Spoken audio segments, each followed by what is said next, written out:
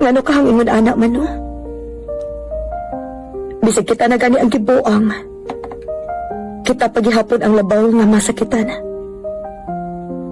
Kita gihapon ang nagpaabot nga moabot ang adlaw nga mabalik sila. Bisan ng saon, dili gid patas ang kugma. Sila unta may angin mo bati ini kay sila man ang nagbinuang. Og dapat kita ang magbalipayon. Pero dili. Parihot ang murag dawagtangan og ganas kinabuhi.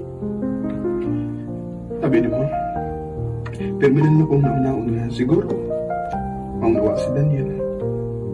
Kaya doon mo abot ang mas deserving sa kong pagmahal. Pero, isura din mo. Iso damatong. Kaya mo naarap mo. Ganun mo na alam. Yata na ganing inutan lang, pero kuwang kihapon. Kung sabi gusto nila.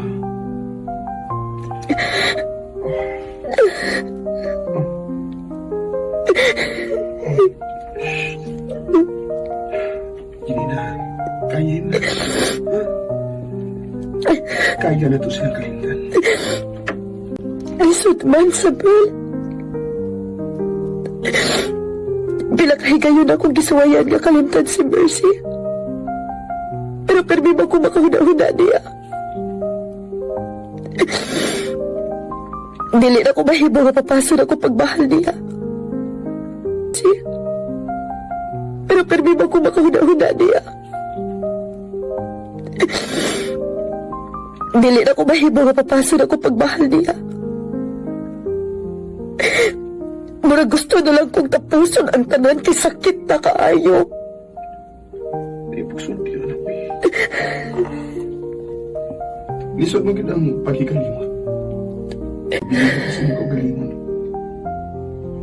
Nakabot kasi mong gibati kay ibu ang sabay ko.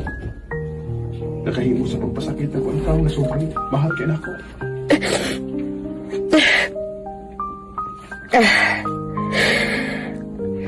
Sabi ni mo sakto ka, Samuel. Dili sila ang mga tao nga deserving sa atong pagmahalan.